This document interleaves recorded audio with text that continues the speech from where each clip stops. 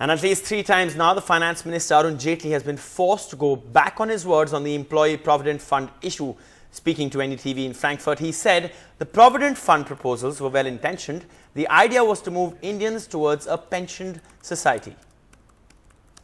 So moving on quickly to talk about the entire Provident Fund fiasco, so to say. We have seen 3 rollbacks since the budget on the issue of Provident Fund. The middle class obviously feels that the government has been tinkering in some ways or coming out with some sort of proposal or the other to mess with their retirement savings. How would you respond to some of those perception issues? I think the phrases that you've used are not the appropriate ones in the circumstances. What was our initial proposal? Right.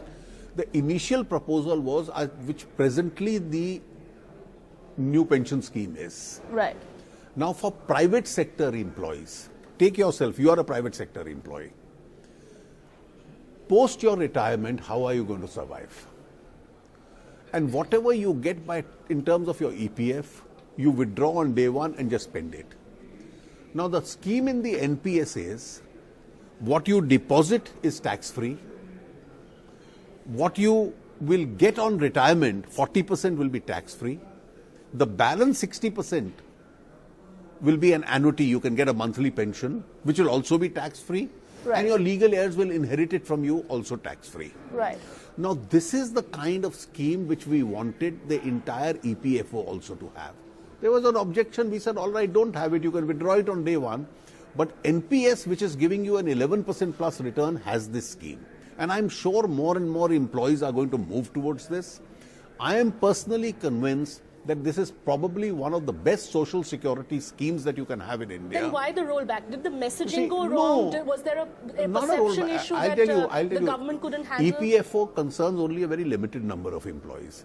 And if they say this is my fund, let me deal with it myself, so be it. Right. I don't want to tinker with it. But then a large number of them go into NPS, and NPS is probably today India's most attractive social security scheme, by which you deposit when you are earning and you live well when you've retired. That is how in every developed country, including Germany where we are at the moment, has its social security system. Have we ever asked ourselves a question, why should India not be a pensioned society? Why should private sector employees not get the benefit of pensions from their own contributions? And that's the direction in which we want to take the people.